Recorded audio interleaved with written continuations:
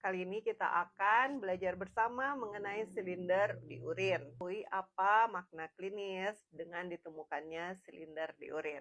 Berikut ini adalah penjelasannya. Silinder urin adalah struktur berbentuk tabung kecil yang terbentuk di dalam tubulus ginjal dan dapat dikeluarkan bersama urin. Silinder di dalam urin memberi informasi penting mengenai kondisi ginjal, terutama mengenai adanya peradangan, kerusakan jaringan ginjal, atau infeksi. Protein urea mengindikasikan kemungkinan adanya silinder. Tapi tanpa adanya protein urea, silinder dapat juga ditemukan karena jumlah protein di urin sangat sedikit sehingga tidak terdeteksi dengan metode yang ada.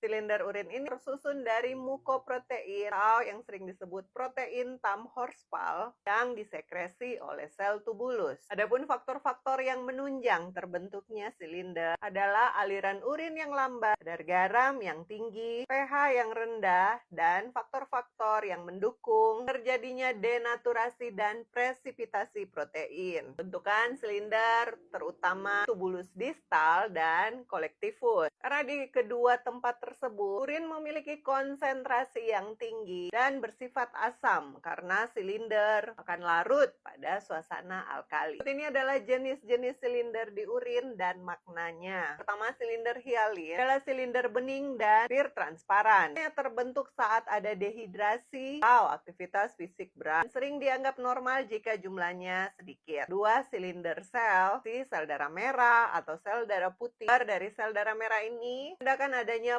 peradangan atau kerusakan di glomerulus ginjal. Dan silinder sel darah putih menunjukkan infeksi atau peradangan saluran kemih atau ginjal. Tiga, silinder granuler dari degradasi protein dan sel dapat menandakan kerusakan ginjal. Nah, pada gagal ginjal akut. 4. Silinder lilin atau waxy. Ini mengindikasikan penyakit ginjal kronis, kerusakan ginjal yang sudah lama. Yang kelima, silinder lemak, mengandung lemak dan sering ditemukan pada sindrom nefrotik. Menandakan kerusakan ginjal yang berat. Kehadiran silinder dalam urin penting sebagai indikator gangguan ginjal. Pertama, untuk memungkinkan diagnosis dini penyakit ginjal. Kedua, membantu membedakan jenis kelainan ginjal, apakah berasal dari glomerulus, tubulus, atau interstisium. Yang ketiga, menunjukkan tingkatan dan jenis kerusakan ginjal. Pemeriksaan ini adalah salah satu jenis pemeriksaan mikroskopis urin